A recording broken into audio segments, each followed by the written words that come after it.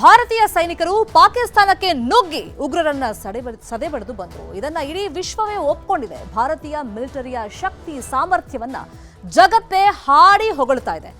ಆದರೂ ನಮ್ಮ ಕೆಲವು ರಾಜಕಾರಣಿಗಳು ರಾಜಕೀಯ ಬೇಳೆಯನ್ನ ಬೇಯಿಸಿಕೊಳ್ಳೋ ಪ್ರಯತ್ನಕ್ಕೆ ಕೈ ಹಾಕಿ ಛೀಮಾರಿಯನ್ನ ಹಾಕಿಸ್ಕೊಳ್ತಾ ಇದ್ದಾರೆ.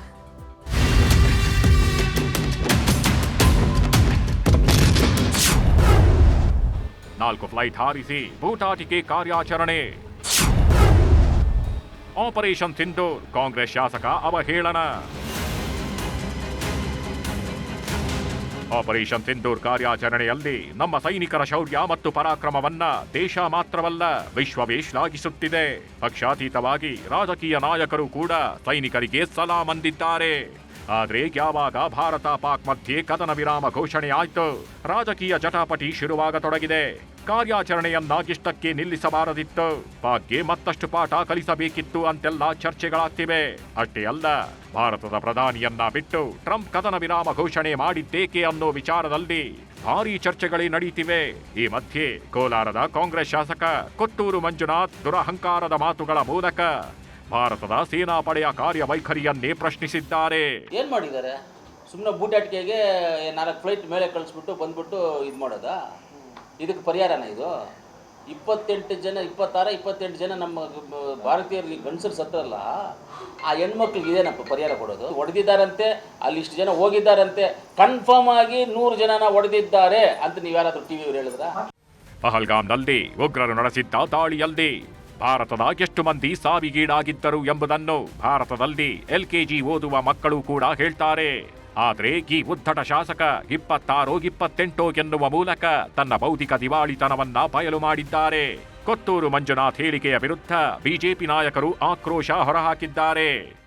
ಇವರು ಎಷ್ಟು ಥರ್ಡ್ ರೇಟ್ ಪೊಲಿಟಿಷಿಯನ್ಸ್ ಇದ್ದಾರೆ, ಇವರು ಥರ್ಡ್ ರೇಟ್ ಪೊಲಿಟಿಷಿಯನ್ಸ್ ಅನ್ನೋ ಮಾತನ್ನ ನಾನು ಹೇಳಲಿಕ್ಕೆ ಬಯಸ್ತೇನೆ. ಕೊತ್ತೂರು ಮಂಜುನಾಥ್ ಅವರ ಹೇಳಿಕೆ ಇರಬಹುದು, ಆಪರೇಷನ್ ಸಿಂಧೂರದ ಬಗ್ಗೆ ಅಪಪ್ರಚಾರ ಮಾಡುವ ಟಾಸ್ಕ್ನ್ನೇ ಇವರಿಗೆ ಕೊಟ್ಟಂತೆ ಕಾಣುತ್ತೆ. ಚಿಲ್ಲರೆಗೆ ಮಾತಾಡೋಂಥ ವ್ಯಕ್ತಿಗಳದ್ದು ಸ್ಟೇಟ್ಮೆಂಟ್ ತೆಗೆದುಕೊಳ್ಬಾರ್ದು. ಕರೆ ಅಂದರೆ ಎಲ್ಲಿ ಅಲ್ಲಿ ಕೋಲಾರದಲ್ಲಿ ಎಲ್ಲಿ ಅಸ್ತಿತ್ವ ಇರುವಂಥ ವ್ಯಕ್ತಿ ಇಡೀ ದೇಶದ ಬಗ್ಗೆ ಮಾತಾಡ್ತಾರೆ. ಶಶಿ ತರೂರ್ ಸ್ಟೇಟ್ಮೆಂಟ್ ತಿಳ್ಕೊಂಡ್ಬಿಡ್ಲಿ, ಅದ್ರ ಬಗ್ಗೆ ಏನು ಕಮೆಂಟ್ ಮಾಡಲಿ ಅವರು. ಕೊತ್ತೂರು ಮಂಜುನಾಥ್ ವಿರುದ್ಧ ದೂರು. ಕೋಲಾರ SP ಕಚೇರಿಯಲ್ಲಿ ಬಿಜೆಪಿ ಕಂಪ್ಲೇಂಟ್.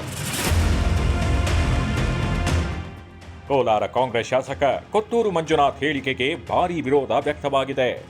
ಕೋಲಾರದಲ್ಲಿ ಬಿಜೆಪಿ ಮುಖಂಡರು ಕೊತ್ತೂರು ಮಂಜುನಾಥ್ ವಿರುದ್ಧ ದೂರು ನೀಡಿದ್ದಾರೆ. SP ಕಚೇರಿಗೆ ತೆರಳಿ ಬಿಜೆಪಿ ಮುಖಂಡರು ದೂರು ಸಲ್ಲಿಸಿ ಕ್ರಮಕ್ಕೆ ಒತ್ತಾಯಿಸಿದ್ದಾರೆ. ಅಲ್ಲದೆ ಕಾಂಗ್ರೆಸ್ ಪಕ್ಷದಿಂದ ಕೊತ್ತೂರು ಮಂಜುನಾಥ್ ವಜಾಗೊಳಿಸಲು ಒತ್ತಾಯಿಸಿದ್ದಾರೆ.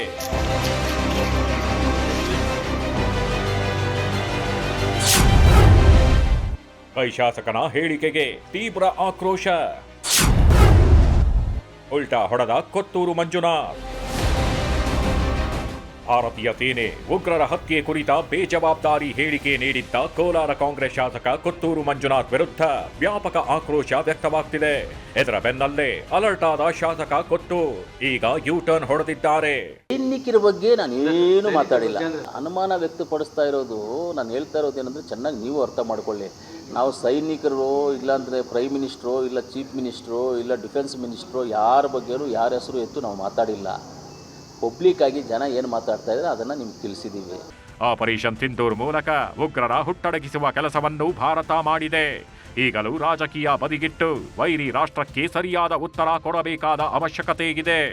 ಹಾಗಿದ್ದಾಗ ಮಾತ್ರ ಭಯೋತ್ಪಾದನೆಯನ್ನು ಬುಡ ಸಮೇತ ಕಿತ್ತು ಹಾಕುವ ಸಂಕಲ್ಪ ಸಾಕಾರಗೊಳ್ಳಲು ಸಾಧ್ಯ. ಆದ್ರೆ ನಮ್ಮದೇ ನಾಯಕರು ಬಾಯಿಗೆ ಬಂದಂಗೆ ಮಾತಾಡಿದ್ರೆ ಜನರಿಗೆ ಒಂದಿಷ್ಟು ಬಿಟ್ಟಿ ಮನರಂಜನೆ ಸಿಗುತ್ತದೆಯೇ ಹೊರತು ಅದರಿಂದ ಲಾಭ ಆಗುವ ಲಕ್ಷಣಗಳೇನೂ ಕಾಣ್ತಿಲ್ಲ.